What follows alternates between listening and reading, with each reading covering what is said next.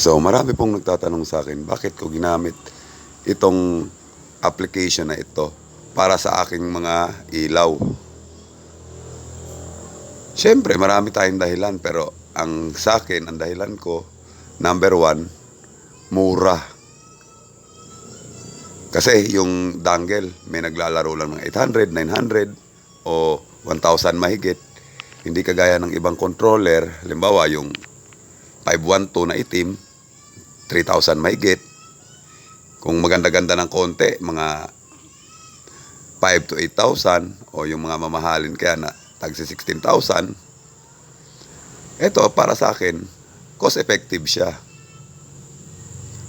Mura pero masakit sa ulo. So kaya ginawa ko tong video na to dahil napakarami nang nagre-request sa akin na gumawa raw ako ng tutorial kung paano ko raw ito ginamit. Bale nga pala itong sistema ko sa paggamit ng freestyler is nagsimula ako is 2017.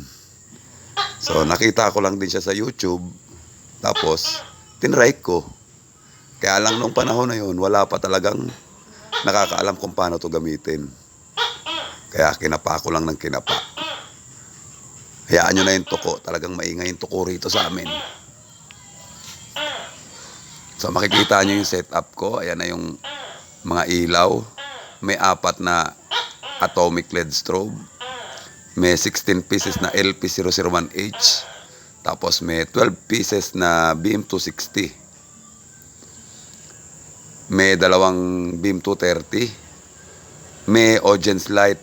Saka may panggulo dyan, yung spider light. So ayan, makikita nyo yung version ng ng freestyler ko. Yan po yung mga menu niya.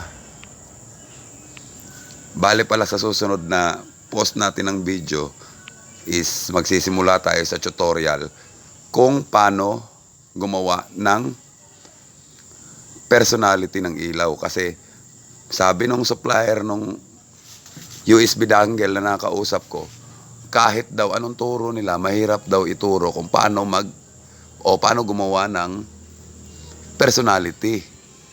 Napakasimpleng bagay lang daw pero mahirap. Kaya sabi niya, sana raw kung gumawa raw ako ng video is simulan ko ron sa part na yon, yung paggawa ng personality. Kasi itong freestyler, kung hindi mo gagawa ng personality yung ilaw mo, hindi gagana. Pag bumili ka ng dangle, kailangan i-update mo yung driver para gumana. So ayan po, habang tinitignan nyo kung ano yung ginagawa ko dyan sa video, ikukwento ko na rin yung may mga nagtatanong sa akin. So kung saan ko raw ba ito ginagamit, ko kahit saan. Sa disco, sa pageant, sa concert, or pang background lights lang, pwede. Saka yung gamit ko is 2 universe na.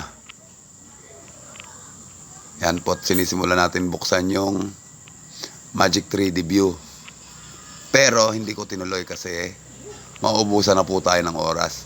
Maikli lamang po yung video natin para makapaganda na po tayo sa susunod nating video sa tutorial.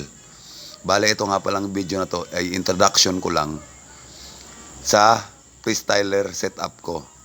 Bale, sarili ko po yung setup, sariling skin, saka diskarte ko po.